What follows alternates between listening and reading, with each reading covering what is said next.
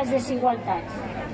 Amb aquesta acció simbòlica volem parar la pluja àcida masclista, la pluja d'injustícies, discriminacions, explotacions, humiliacions, bretxes salarials i digitals, violències, precarietat i mort que cau sobre les dones, infants i tots els cossos despreciats per l'ordre patriarcal.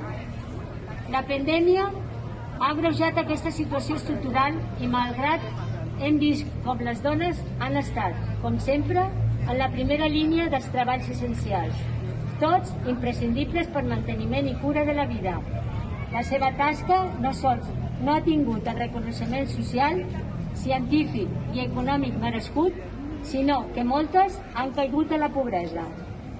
Han perdut l'habitatge o s'han vist obligades a viure confinades amb el seu agressor.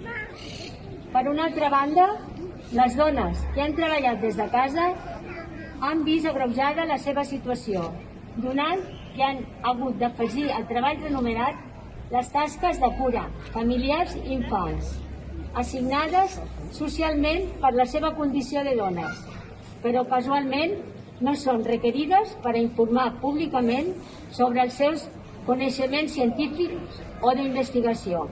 En canvi, aquesta tasca sí que s'atribueix als homes. Per tot això, és urgent i imprescindible donar la volta a les prioritats polítiques i als paraigües, si cal, per recollir la força i l'esperança col·lectiva per un canvi radical de valors i de justícia humana. Entre les nostres reivindicacions està també el reconeixement i acolliment de les llengües de moltes dones de la nostra ciutat, perquè totes patim les mateixes problemàtiques d'aquesta societat patriarcal que ens oprimeix. Agraïm a totes les dones que han fet la traducció de les frases a la seva llengua materna. Ens unim a la lluita de totes les dones dels diferents llocs del món que estan en situació encara pitjor que nosaltres.